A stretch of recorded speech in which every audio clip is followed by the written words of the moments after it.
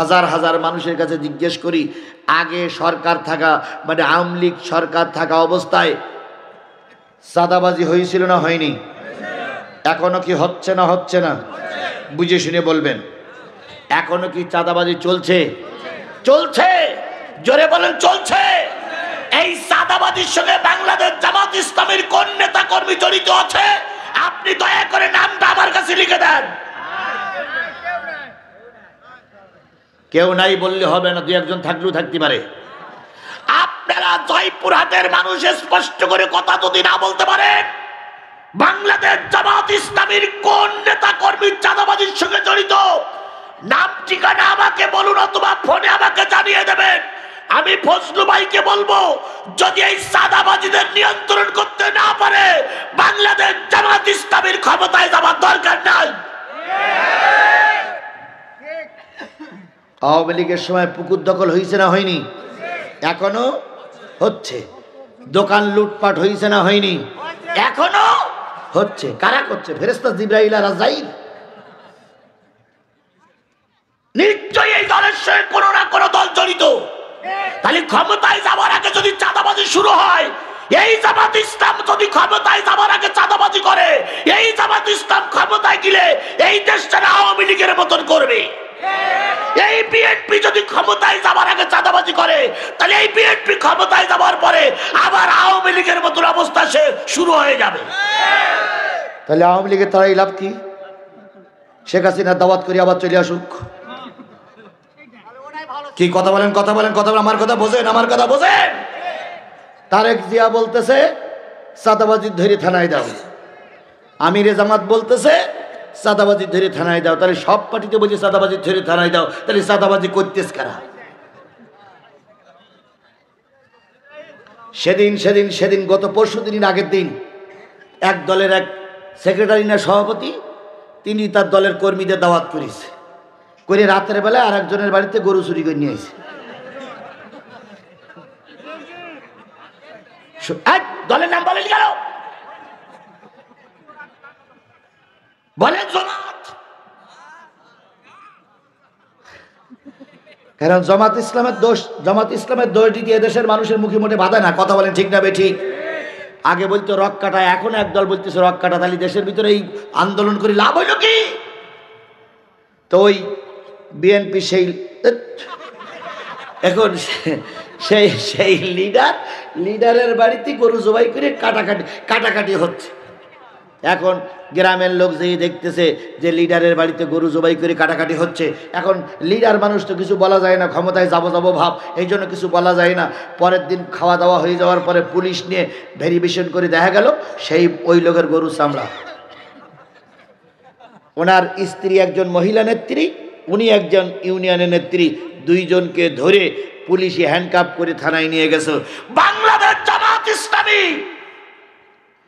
বৃহত্তর আন্দোলন, বাংলাদেশ জামাত ইসলামী একজন নেতা একজন নেত্রী এরকম অবৈধ কাজের সঙ্গে সম্পর্ক দয়া করে আমাদের দেখাইয়ে দেন। আমরা একটি বারের জন্য ইসলামী আন্দোলনের পক্ষে কথা বলবো না। সুতরাং আমি আপনাদের কাছে উদাত্ত আহ্বান জানাই, যে দলটি ইসলামের জন্য বিগত 50টা বছর আন্দোলন করেছে, যে দলের নেতারা জেলখানায় ঢুকেছে, যে দলের নেতারা ফাঁসিতে ঝুলেছে, বাতিলের কাছে মাথা নত করিনি। আল্লাহর কসম ওই দলটির নাম আমি বলবো না। ওই দলটি যদি আবার একবারের জন্য ক্ষমতায় আসতে পারে, আপনাদের কাছে আমি লিখে দিতে পারি, আপনারা নিরাপদে থাকবেন। যত দায়িত্ব দলটা পালন করবে। কোন অমুসলিম ভাই যদি আজকের মাহফিলে থেকে থাকেন, অমুসলিম ভাইয়ের কাছে আমি 100% নিরাপত্তা দিতে পারি, যদি ইসলামী আন্দোলনের পক্ষে কোন দল ক্ষমতায় যায়, সবচেয়ে নিরাপদে থাকবে অমুসলিমরা। উল্টো বুঝেন, এখানে বিএনপির ভাইরা আছে, আমি আপনাদেরকে ছোট করছি না। এখানে জাতীয় পার্টির ভাইরা আছে, আমি আপনাদের ছোট করছি না। আপনারা আমাদের দেশের ভাই। কথা বলেন। আন্দোলনে বিএনপি ক্ষতিগ্রস্ত বেশি, জামাতও ক্ষতিগ্রস্ত বেশি। বিএনপির তারেক জিয়া দেশে আসতে পারেনি, খালেদা জিয়া চিকিৎসার জন্য দেশে চিকিৎসা নিতে পারেনি। সেই খালেদা জিয়া, সেই বিএনপির তারেক জিয়া এখনো কষ্টে আছে। আমি তাদের মঙ্গল কামনা করি। দলের জন্য একটা সুসংবাদ। দীর্ঘ 17 বছর পরে সাবেক স্বরাষ্ট্র প্রতিমন্ত্রী লুৎফুজ্জামান বাবর আজকে বাহির হয়েছে। আমরা তাদের জন্য দোয়া করি সুবহানাল্লাহ। তিনি বেরিয়েই কি বলে মরহুম শহীদ প্রেসিডেন্ট জিয়াউর রহমানের মাজার জিয়ারাত করতে গেছে। দল অনেক চাঙ্গা হয়েছে। আমরা কারো শত্রু নই, আমরা কারোর বিপক্ষে নই। তবে এতিমের মাল যারা খাবে, গরিবের মাল যারা খাবে তারা যাবে জাহান্নামে। সুতরাং গরিবের মাল যারা খাচ্ছে ওদের সঙ্গে যদি আমরাও থাকি, আমরাও যাব কোথায়? আপনারা জাহান্নামে যেতে চান না জান্নাতে যেতে চান? তাহলে এতিমের সম্পদ এতিমের কাছে যারা তুলে দেওয়ার জন্য অদাবদ্ধ প্রতিশ্রুতিবদ্ধ, আমরা তাদের পক্ষেই থাকবো, আমরা তাদের বিপক্ষে যাব না। এই ফরিদউদ্দিন মাসুদের বক্তব্য ছিল, যদি আল্লামা সাইদি মারা যায় আর সাইদিকে যদি কোনো গোরস্থানে কবর দেওয়া হয়, তাই ঢাকায় হোক আর পিরোজপুর হোক, ওই কবরের পরে যদি ঘাস হয়, উক্ত ঘাস যদি কোনো গরুতে খায়, উক্ত গরুর গোশত আর দুধ খাওয়া নাকি হারাম। এটা ফতোয়া দিয়েছিল ফরিদউদ্দিন মাসুদ। তাহলে এই জাতীয় হুজুররা জাহান্নামে যাবে, এর ভিতরে কোনো সন্দেহ আছে বলে আমার মনে হয় না। তাহলে এই জাতীয় হুজুর আমাদের দেশে ছিল না?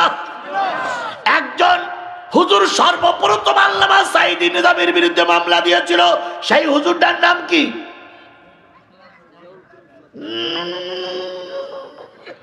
সেই হুজুরটা হলো মাঝভান্ডারী, নজিবুল বাশার মাঝভান্ডারী। এই নজিবুল বাশার মাঝভান্ডারী কয়দিন আগে পটল তুলেছে। এই নজিবুল বাশার মাঝভান্ডারী নিজামীর বিরুদ্ধে মামলা দিয়েছিল, নজিবুল বাশার মাঝভান্ডারী সাইদির বিরুদ্ধে মামলা দিয়েছিল। এরা শেখ হাসিনার পাশেই ছিল।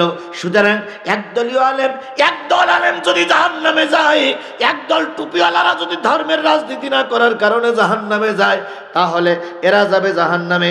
আজকে যে সমস্ত নেতারা বলতেছেন ধর্ম আর রাজনীতি আলাদা, তাদের পায়ে দুটো ধরে বলি সূরা মুদ্দাসসিরটা পড়ে দেখো। যারা ধর্মের সঙ্গে রাজনীতি আলাদা করে রাজ প্রতিষ্ঠা করার জন্য কোরআন দিয়ে রাজ প্রতিষ্ঠা করতে চাবে না, এরাও যাবে জাহান্নামে। পৃথিবীর কোন ইতিহাসে পাওয়া যায় না যে নেতা পালাই যাওয়ার পরে কর্মীরা সব পালাই যায়। আর আমাদের দেশের এক নেত্রী পালাই গেছে, সঙ্গে সঙ্গে মসজিদের ইমামগুলো পর্যন্ত পালাই গেছে। বলুন তো, বাইতুল মোকাররমের ইমাম ছিল, নাম কি? মুফতি রুহুল আমিন সাহেব। উনি বলেছিলেন আপনি কওমি জননী, কওমি জননী পালাইছে, ওই ইমামও পালাইছে। সুতরাং 3 নম্বর যারা জাহান্নামে যাবে, তারা জেনে বুঝে দিন কায়েমের পক্ষে থাকে না। তারা যাবে কারা? তারা যাবে কোথায়? এখানে মসজিদের ইমাম সাহেব যারা আছেন, আমি আপনাদের পার পরে হাত থেকে বলে গেলাম, আমি একবারও জামাত ইসলামে দালালি করিনি, একবারও চরমনের দালালি করিনি, একবারও হেফাজতের দালালি করিনি। আমার বক্তব্যের মূল বিষয় ছিল জাহান্নামে যাবে তারা কারা। তার ভিতরে প্রথম জাহান্নামে যাবে কারা? বেনামাজি। 2 নম্বরে জাহান্নামে যাবে কারা? এতিমের গরিবের মাল খাওয়া বাটি। 3 নম্বরে জাহান্নামে যাবে তারাই যারা জেনে বুঝে দিন কায়েমের বিরুদ্ধে কথা বলে। তাহলে জেনে বুঝে দিন কায়েমের বিরুদ্ধে কথা বলে নিশ্চয়ই একদল হুজুররা। তা না হলে সাধারণ লোক তো জানেও না, বোঝেন ওরা দিন কায়েমের বিরুদ্ধে কথা বলবে কি করে। আমাদের দেশের একদল হুজুররা জেনে বুঝে দিন কায়েমের বিপক্ষে কথা বলা ছিল, এখনো গোপনে গাফানে আছে। আবার কিছু হুজুর এখন পরিবর্তন হয়েছে। আমি অনেক জায়গায় দ্বিতীয় বক্তা দেখি, আমি যখন তখন বুক ফুলিয়ে কথা বলতাম, যখন চিল্লাতাম, তখন ওই হুজুরেরা স্ট্যাটাস দিত যে এই জিহাদি অজের ময়দানগুলো সব কলুষিত করতেছে, এই জিহাদির ঠেকানো উচিত। এখন আবার দেখি আমাদের আগেই তারা এমন বক্তৃতা শুরু করে, মনে হয় সিয়ার ফেটে গেল। অবস্থা দেখে মনে হয় যে ওরা সব রাজমিস্ত্রি আর আমরা হলাম জোগাড়ি। কথা বলেন, এরাম বক্তা নেই, এরাম বক্তা নেই। সুতরাং সবচেয়ে উত্তম জিহাদ হচ্ছে জালেম শাসকের সামনে কথা বলা। এই জন্য 3 নম্বর গ্রুপে যারা থাকবে তারা জেনে বুঝে দিন কায়েমের বিপক্ষের শক্তি। আমরা কি দিন কায়েমের পক্ষে থাকবো না বিপক্ষে থাকবো? কারা কারা দিন কায়েমের পক্ষে আছেন একটু হাত তুলে দেখান তো, কারা কারা দিন কায়েমের পক্ষে আছেন? আল্লাহ, আবার হাত তুলে রাখেন। আল্লাহ, এই হাতগুলো তুমি দিন কায়েমের পক্ষের শক্তি হিসেবে কবুল করে নাও। দিন কায়েমের পক্ষের শক্তি হিসেবে কবুল করে নাও। দিন কায়েমের পক্ষের শক্তি হিসেবে কবুল করে নাও। হাত নামান। দোজক বন্ধ করতে গেলে মাগরিবের নামাজ আর এশার নামাজ কাজা করা, আর জান্নাত পেতে গেলে আসরের নামাজ আর জোহরের নামাজ কাজা করা যাবে না। এবার বলুন তো আর বাকি আছে কয় ওয়াক্ত? সেই ওয়াক্তটার নাম কি? ফজরের ফরজ নামাজ কয় রাকাত? নবী বলেন ফজরের ফরজ নামাজ যে ব্যক্তি কন্টিনিউ আদায় করবে আল্লাহ পাক তার দুইটা পুরস্কার দেবে। 1 নম্বর পুরস্কার তার কবরে আযাব হবে না। 2 নম্বর পুরস্কার ওই ফজরের নামাজ আদায়কারী এবং কারিনী যখন মৃত্যুবরণ করবে শয়তান তাকে ধোঁকা দিয়ে বেঈমান করতে পারবে না। তার মানে সে ব্যক্তি ঈমান নিয়ে মৃত্যুবরণ করবে। এই জন্য কবরের আযাব যদি বন্ধ করতে চান, ঈমান নিয়ে যদি মৃত্যুবরণ করতে চান, আজকের থেকে নিয়ত করতে হবে, আগামীকাল থেকে নিয়ত করতে হবে যে কদিন আল্লাহ আপনারে বাঁচাই রাখে উযু ঠিক মতন করে ঈমান আনার পরে তওবা করে আগামীকাল থেকে ফজরের নামাজে লেগে যাবেন। যতদিন আল্লাহ বাঁচাই রাখে ফজরের নামাজ কাজা করবেন না। আমি আজিজুল ইসলাম লিখে দিতে পারি, যদি খালেস তওবা করে ফজরের নামাজ ঠিক মতন আদায় করেন, হারাম হালাল গুলো বেঁচে চলেন, আপনার কবরে আল্লাহ আযাব দেবে না। তাহলে 5 ওয়াক্ত নামাজের ভিতরে জান্নাতে যাওয়া যাবে, 5 ওয়াক্ত নামাজের মাধ্যমে দোজখ বন্ধ হবে, 5 ওয়াক্ত নামাজের মাধ্যমে কবরের আযাব বন্ধ হবে, 5 ওয়াক্ত নামাজের মাধ্যমে ঈমান নিয়ে মৃত্যুবরণ করা যাবে। সেই নামাজের পাবন্দি করতে আমরা রাজি না? রাজি না? সবাই মিলে বলেন রাজি আছেন? কারা কারা রাজি আছেন 2 হাত উঁচু করে দেখান। আল্লাহ আল্লাহ হাত উঁচু করে রাখেন, হাত উঁচু করে রাখেন, হাত উঁচু করে রাখেন। আল্লাহ শুনেন, আচ্ছা হচ্ছে দাঁড়ান। আল্লাহ আমার দায়িত্ব ছিল তোমার পর্যন্ত পৌঁছাই দেওয়ার। বাবু তুমি দয়া করে আমাদের সবাইকে হেদায়েত নসিব করে দাও। মা বোনেরা আপনাদের কাতারে বসে আপনারা ছোট্ট করে হাত তোলেন, ছোট্ট করে, বড় করে হাত তুলতে হবে না। আল্লাহ তোমার বান্দা এবং তোমার বান্দীদেরকে তোমার দরবার পর্যন্ত পৌঁছাই দিয়েছি। আল্লাহ এবার দয়া করে তুমি আমাদের সবাইকে হেদায়েত নসিব করে দাও, আমাদের সবাইকে হেদায়েত নসিব করে দাও, আমাদের সবাইকে হেদায়েত নসিব করে দাও। হাত নামান। তাহলে ফেরেশতারা ইন্টারভিউ নিচ্ছে, ওই জান্নাতি মানুষরা জিজ্ঞেস করছে তোমরা কয় লাইন? তার ভিতরে প্রথম লাইনই কারা? বেনামাজি। এবার ফেরেশতারা আর জান্নাতীরা বলতেছে বুঝলাম তোমরা যারা জাহান্নামে যাচ্ছ প্রথম লাইনে বেনামাজি, তোমাদের দ্বিতীয় লাইনে কারা? দ্বিতীয় লাইনের লোকেরা বলতেছে ক্বালু লাম নাকু মিনাল মুসাল্লিন ওয়া লাম নাকু নুতিমুল মিসকিন। আমরা দ্বিতীয় লাইনে যারা আছি তারা হলাম গরিবের মাল খাওয়া বাটি, এতিমের মাল খাওয়া বাটি। এতিমের মাল খাওয়া বাটি, গরিবের মাল খাওয়া বাটি আমার সমাজে আছে? আছে আছে। ওরে বাপ রে বাপ, ভোটে পাশ করার আগে স্যান্ডেলের ফিতে কেনা পয়সা ছিল না। এই 15 বছরের ভিতরে কোটি কোটি টাকার মালিক।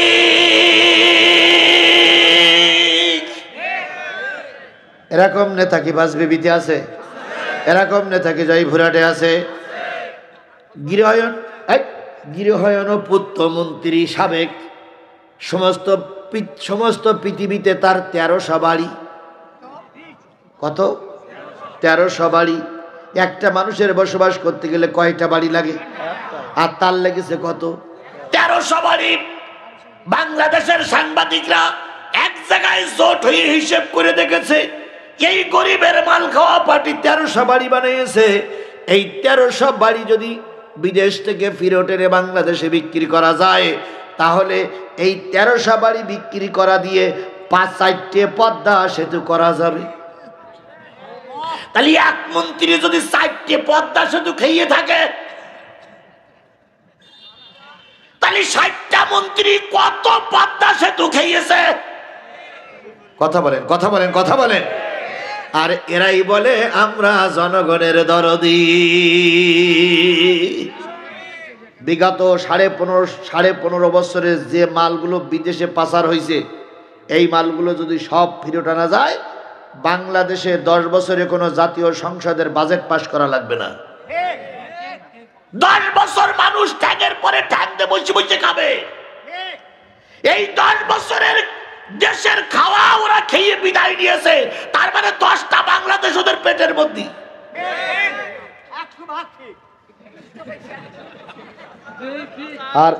আর ওরাই বলতেছে, শোনেন, ওরাই বলতেছে সীমানার পাশে আছে টুস করে ঢুকে পড়বে।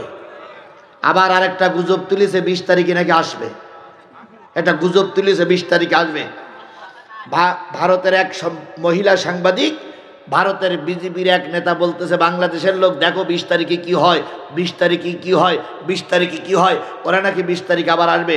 আরেকটা সংবাদ দেখলাম ওপেনলি খোলা ময়দানে 6-7 মাস শেখ হাসিনা বেরোয়নি, আজকে না গতকালকে নাকি শেখ হাসিনা বেরিয়ে সকলের সঙ্গে কুশলাদি বিনিময় করছে। আর এর মূলে যতগুলো দাদাগিরি করতেছে সব ভারত, সব দাদাগিরি করতেছে কে? ভারত। ভারতকে স্পষ্ট করে জানাই দেয় আপনি শেখ হাসিনা দলের লোক, বাংলাদেশের পক্ষের লোক আপনি নয়। ভারত কি বাংলাদেশের লোক না শেখ হাসিনার লোক? জোরে বলেন, শেখ হাসিনার লোক না বাংলাদেশের লোক? ও হলো শেখ হাসিনার লোক, এই জন্য শেখ হাসিনাকে জায়গা দিয়েছে। আমরা ভারতকে বলি শেখ হাসিনাকে যতদিন পর্যন্ত ফেরত না দেবে ততদিন পর্যন্ত তোমাদের সঙ্গে আমাদের সম্পর্ক চলবে না। প্রয়োজনে বাংলাদেশের মানুষ না খেয়ে থাকবে, প্রয়োজনে আবার কাপড়ের কাপড় নিয়ে রাস্তায় নামবো, তবুও শেখ হাসিনাকে ফেরত না দেওয়া পর্যন্ত বাংলাদেশের সঙ্গে ভারতের আগের সম্পর্ক আর ফিরে আসবে না। ভারত আমাদের বন্ধু হতে পারে, ভারতের জনগণের সঙ্গে আমাদের কোনো শত্রুতা নেই, শত্রু হচ্ছে ভারতের সরকারের সঙ্গে। এখন আমাদের দেশের কিছু আওয়ামী লীগের লিডার আছে, এরা দিবা স্বপ্ন দেখতেছে, মানে দিনে দিনে জেগে জেগে স্বপ্ন দেখতেছে শেখ হাসিনা আসবে আর ওনারা আবার ক্ষমতায় যাবে। স্বপ্ন দেখা বন্ধ করো। প্রথমবার তোমাদেরকে ছেড়ে দেওয়া হয়েছে, দ্বিতীয়বার আর জনগণ তোমাদের ছাড়বে না। কথা বলেন, কথা বলেন, কথা বলেন। ওনারা আসবে আর আমরা আঙুল চষবো। জোরে বলেন, আঙুল চষবো আমরা না? তাহলে 2 নম্বরে যারা জাহান্নামে যাবে তারা হলো এতিমের মাল খাওয়া পাটি। এখন যদি মনে করেন হুজুর এতিমের মাল, গরিবের মাল যারা খায় আমরা ওদের সঙ্গে থাকি, তা তো আমরা খাই না। আপনি ওই দলের ভিতরে থাকলে ওই দলের যখন জাহান্নামে যাবে আপনিও জাহান্নামে যাবেন। এবার আপনাদের এই বিশাল লোকের কাছে জিজ্ঞেস করি, হাজার হাজার মানুষের কাছে জিজ্ঞেস করি, আগে সরকার থাকা মানে আওয়ামী লীগ সরকার থাকা অবস্থায় চাঁদাবাজি হয়েছিল না হয়নি? এখনো কি হচ্ছে না হচ্ছে না? বুঝে শুনে বলবেন। এখনো কি চাঁদাবাজি চলছে? চলছে। জোরে বলেন, চলছে। এই চাঁদাবাজির সঙ্গে বাংলাদেশ জামাত ইসলামের কোন নেতা কর্মী জড়িত আছে? আপনি দয়া করে নামটা আমার কাছে লিখে দেন। কেউ নাই বললে হবে না, 2-1 জন থাকলেও থাকতে পারে। আপনারা জয়পুরহাটের মানুষ স্পষ্ট করে কথা যদি না বলতে পারেন বাংলাদেশ জামাত ইসলামীর কোন নেতা কর্মী চাঁদাবাজির সঙ্গে জড়িত, নাম ঠিকানা আমাকে বলুন অথবা ফোনে আমাকে জানিয়ে দেবেন। আমি ফজলু ভাইকে বলবো যদি এই চাঁদাবাজিদের নিয়ন্ত্রণ করতে না পারে বাংলাদেশ জামাত ইসলামীর ক্ষমতায় যাওয়ার দরকার নাই। আওয়ামী লীগের সময় পুকুর দখল হয়েছে না হয়নি? এখনো হচ্ছে। দোকান লুটপাট হয়েছে না হয়নি? এখনো হচ্ছে। কারা করছে? ফেরেশতা জিবরাইল আর আজরাইল। নিশ্চয়ই এই দলের সঙ্গে কোনো না কোনো দল জড়িত। তাহলে ক্ষমতায় যাওয়ার আগে যদি চাঁদাবাজি শুরু হয়, এই জামাত ইসলাম যদি ক্ষমতায় যাওয়ার আগে চাঁদাবাজি করে, এই জামাত ইসলাম ক্ষমতায় গেলে এই দেশটা আওয়ামী লীগের মতন করবে। এই বিএনপি যদি ক্ষমতায় যাওয়ার আগে চাঁদাবাজি করে তাহলে এই বিএনপি ক্ষমতায় যাওয়ার পরে আবার আওয়ামী লীগের মতন অবস্থা সে শুরু হয়ে যাবে। তাহলে আওয়ামী লীগের তারাই লাভ কি? শেখ হাসিনা দাওয়াত করে আবার চলে আসুক। কি কথা বলেন, কথা বলেন, কথা বলেন। আমার কথা বোঝেন, আমার কথা বোঝেন। তারেক জিয়া বলতেছে চাঁদাবাজি ধরে থানায় দাও, আমিরে জামাত বলতেছে চাঁদাবাজি ধরে থানায় দাও। তাহলে সব পার্টিতে বলছে চাঁদাবাজি ধরে থানায় দাও, তাহলে চাঁদাবাজি করতেছ কারা? সেদিন গত পরশু দিনের আগের দিন এক দলের এক সেক্রেটারি না সভাপতি, তিনি তার দলের কর্মীদের দাওয়াত করেছে, করে রাতের বেলায় আর একজনের বাড়িতে গরু চুরি করে নিয়ে আসে। দলের নাম বলেন গেল, বলেন জামাত। কারণ জামাত ইসলামের দোষ দিতে দেশের মানুষের মুখে মুখে বাধা না। কথা বলেন ঠিক না বেঠিক? আগে বলতো রক কাটা, এখন একদল বলতেছে রক কাটা। তাহলে দেশের ভিতরে এই আন্দোলন করে লাভ হইল কি? তো ওই বিএনপি সেই এখন সেই সেই লিডারের বাড়িতে গরু জবাই করে কাটাকাটি হচ্ছে। এখন গ্রামের লোক যেই দেখতেছে যে লিডারের বাড়িতে গরু জবাই করে কাটাকাটি হচ্ছে, এখন লিডার মানুষ তো কিছু বলা যায় না, ক্ষমতায় যাবো ভাব, এই জন্য কিছু বলা যায় না। পরের দিন খাওয়া দাওয়া হয়ে যাওয়ার পরে পুলিশ নিয়ে ভেরিফিকেশন করে দেখা গেল সেই ওই লোকের গরু চামড়া। ওনার স্ত্রী একজন মহিলা নেত্রী, উনি একজন ইউনিয়নের নেত্রী, দুইজনকে ধরে পুলিশে হ্যান্ডকাপ করে থানায় নিয়ে গেছে। বাংলাদেশ জামাত ইসলামী বৃহত্তর আন্দোলন, বাংলাদেশ জামাত ইসলামী একজন নেতা, একজন নেত্রী এরকম অবৈধ কাজের সঙ্গে সম্পর্ক দয়া করে আমাদের দেখাইয়ে দেন, আমরা একটিবারের জন্য ইসলামী আন্দোলনের পক্ষে কথা বলবো না। সুতরাং আমি আপনাদের কাছে উদাত্ত আহ্বান জানাই, যে দলটি ইসলামের জন্য বিগত 50টা বছর আন্দোলন করেছে, যে দলের নেতারা জেলখানায় ঢুকেছে, যে দলের নেতারা ফাঁসিতে ঝুলেছে, বাতিলের কাছে মাথা নত করিনি। আল্লাহর কসম ওই দলটির নাম আমি বলবো না। ওই দলটি যদি আবার একবারের জন্য ক্ষমতায় আসতে পারে, আপনাদের কাছে আমি লিখে দিতে পারি, আপনারা নিরাপদে থাকবেন, যত দায় দায়িত্ব দলটা পালন করবে। কোন অমুসলিম ভাই যদি আজকের মাহফিলে থেকে থাকে, অমুসলিম ভাইয়ের কাছে আমি 100% নিরাপত্তা দিতে পারি, যদি ইসলামী আন্দোলনের পক্ষে কোন দল ক্ষমতায় যায়, সবচেয়ে নিরাপদে থাকবে অমুসলিমরা। উল্টো বুঝেন, এখানে বিএনপির ভাইরা আছে, আমি আপনাদেরকে ছোট করছি না। এখানে জাতীয় পার্টির ভাইরা আছে, আমি আপনাদের ছোট করছি না। আপনারা আমাদের দেশের ভাই, কথা বলেন। আন্দোলনে বিএনপি ক্ষতিগ্রস্ত বেশি, জামাতও ক্ষতিগ্রস্ত বেশি। বিএনপি তারেক জিয়া দেশে আসতে পারেনি, খালেদা জিয়া চিকিৎসার জন্য দেশে চিকিৎসা নিতে পারেনি। সেই খালেদা জিয়া, সেই বিএনপি তারেক জিয়া এখনো কষ্টে আছে। আমি তাদের মঙ্গল কামনা করি। দলের জন্য এটা সুসংবাদ, দীর্ঘ 17 বছর পরে সাবেক স্বরাষ্ট্র প্রতিমন্ত্রী লুৎফুজ্জামান বাবর আজকে বাহির হয়েছে। আমরা তাদের জন্য দোয়া করি, সুবহানাল্লাহ। তিনি বেরিয়েই কি বলে মরহুম শহীদ প্রেসিডেন্ট জিয়াউর রহমানের মাজার জিয়ারত করতে গেছে। দল অনেক চাঙ্গা হয়েছে। আমরা কারো শত্রু নই, আমরা কারোর বিপক্ষে নই। তবে এতিমের মাল যারা খাবে, গরিবের মাল যারা খাবে, তারা যাবে জাহান্নামে। সুতরাং গরিবের মাল যারা খাচ্ছে, ওদের সঙ্গে যদি আমরাও থাকি, আমরাও যাব কোথায়? আপনারা জাহান্নামে যেতে চান না জান্নাতে যেতে চান? তাহলে এতিমের সম্পদ এতিমের কাছে যারা তুলে দেওয়ার জন্য অদাবদ্ধ, প্রতিশ্রুতিবদ্ধ, আমরা তাদের পক্ষেই থাকবো, আমরা তাদের বিপক্ষে যাব না। 3 নম্বর, ওয়াকুন্না নাখুদু মাআল খায়দিন।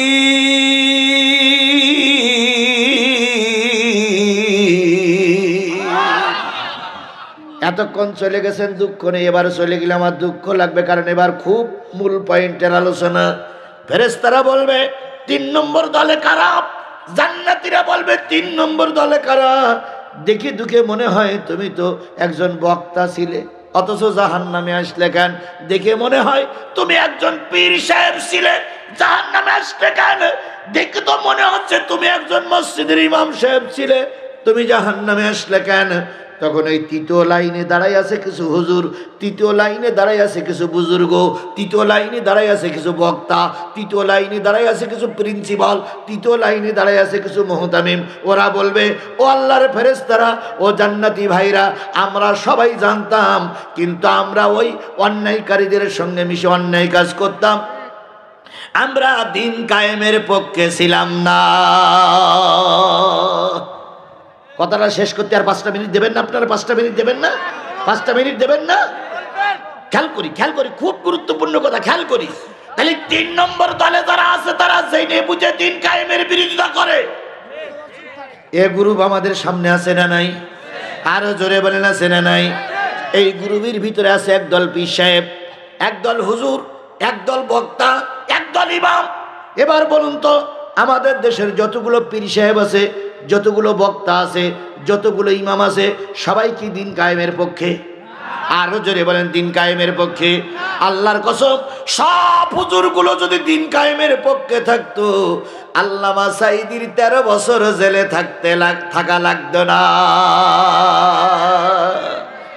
তাহলে আজকে টুপি মাথায় দিয়ে 5 ওয়াক্ত নামাজ পড়ে, তারপরে বক্তা সেজে, একজন হুজুর সেজে, মসজিদের ইমাম সেজে যদি দিন কায়েমের পক্ষে না থাকেন, সূরা মুদ্দাসসিরটা আপনার পায়ে ধরে বলে গেলাম, সূরা মুদ্দাসসিরের 41, 42, 43, 44, 45 5টা আয়াত পড়ে দেখবেন, 3 নম্বরে যারা জাহান্নামে যাবে তারা একদল হুজুর, তারা একদল মৌলবী, তারা একদল জানা বোঝার লোক।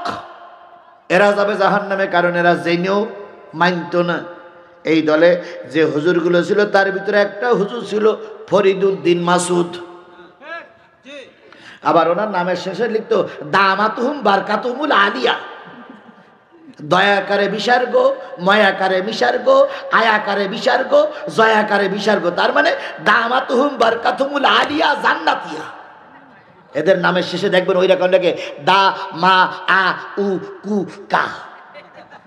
এর মানে কি আল্লাহই ভালো জানে। দেখবেন ওদের নামের শেষে লিখে উঠছে দা মা উ আ কু কা। এরকম লিখতে দেখিনি আপনারা? দেখেননি? এই সমস্ত বুজুর্গরা, এই ফরিদউদ্দিন মাসুদের বক্তব্য ছিল, যদি আল্লামা সাঈদী মারা যায় আর সাঈদীকে যদি কোনো গোরস্থানে কবর দেওয়া হয়, তাই ঢাকায় হোক আর পিরোজপুর হোক, ওই কবরের পরে যদি ঘাস হয়, উক্ত ঘাস যদি কোনো গরুতে খায়, উক্ত গরুর গোশত আর দুধ খাওয়া নাকি হারাম। এটা ফতোয়া দিয়েছিল ফরিদউদ্দিন মাসুদ। তাহলে এই জাতীয় হুজুররা জাহান্নামে যাবে, এর ভিতরে কোনো সন্দেহ আছে বলে আমার মনে হয় না। তাহলে এই জাতীয় হুজুর আমাদের দেশে ছিল না। একজন হুজুর সর্বপ্রথম আল্লামা সাঈদী নিজামীর বিরুদ্ধে মামলা দিয়েছিল, সেই হুজুরটার নাম কি?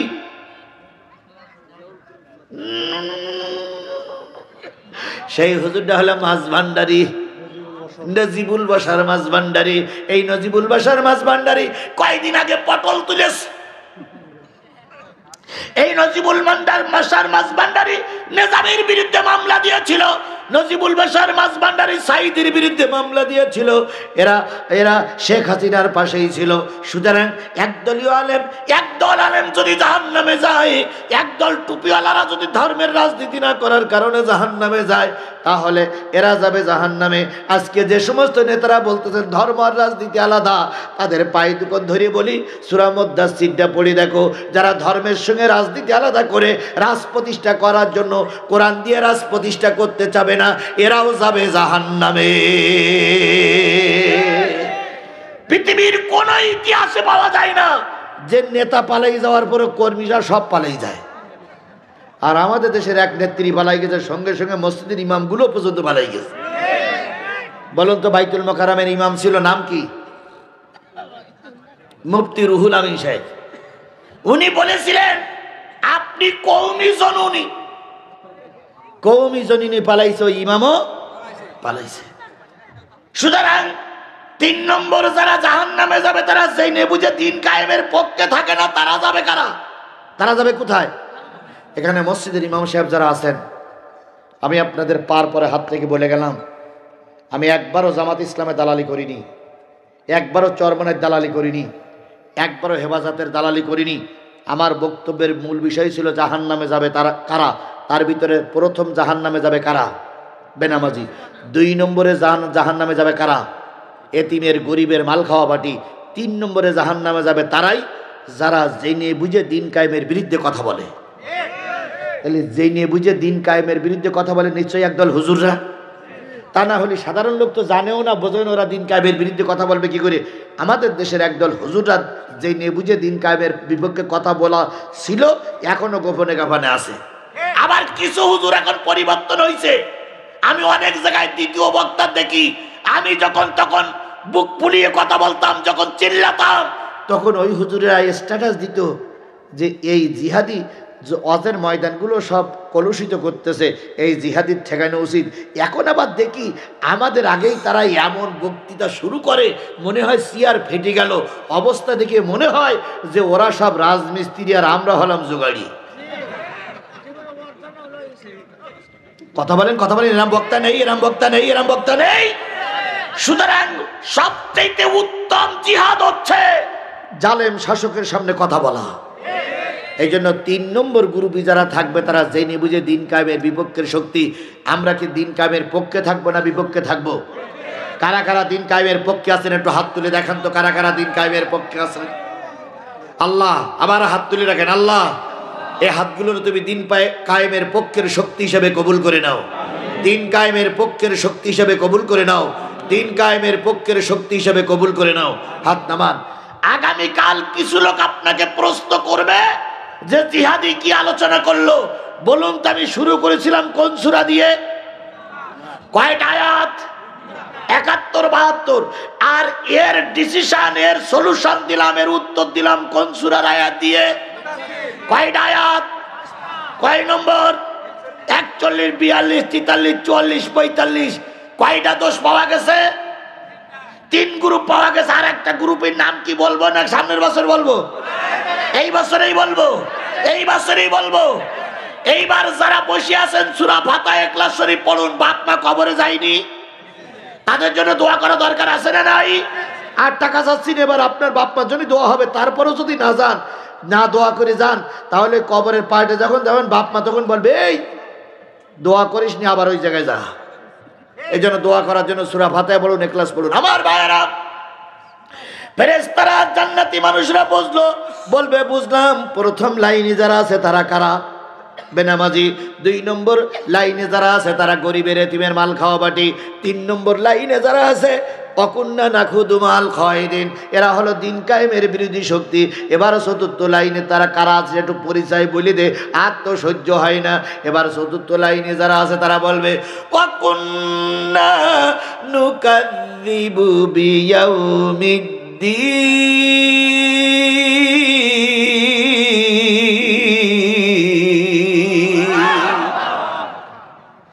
তখন ওরা উত্তর দেবে, বলবে ভাই রে, কত হুজুর কত কথা বলতো, আমরা বিশ্বাস করতাম না। আমরা বলতাম হুজুররা কত রকম কত কিছু বলে, আমরা এরা বিশ্বাস করতাম না। আমরা ছিলাম অবিশ্বাসকারী। এর ভিতরে অবিশ্বাসকারী লোক কি আছে? আছে। কি করে বুঝবেন? আইসেন ভ্যানে অথবা রিক্সায় অথবা একই মোটরসাইকেল আইসেন ৩ জন, যাওয়ার সময় বলবেন ভাই ভাই এবার একটু তাকরার করি, হুজুর কি কি কারা কারা জাহান্নামে যাবে বললো। তো একজন বলছে বেনামাজি, আর একজন বলছে এতিমের মাল খাওয়া বাটি, আর একজন বলছে দিন কায়েমের বিরুদ্ধে শক্তি, আর একজন বলছে পরকালের অস্বীকারী। এইবার পিছন দিক থেকে একজন বলতেছে এই এসব আলোচনা রাখ, ও হুজুরা কত রকম বলে।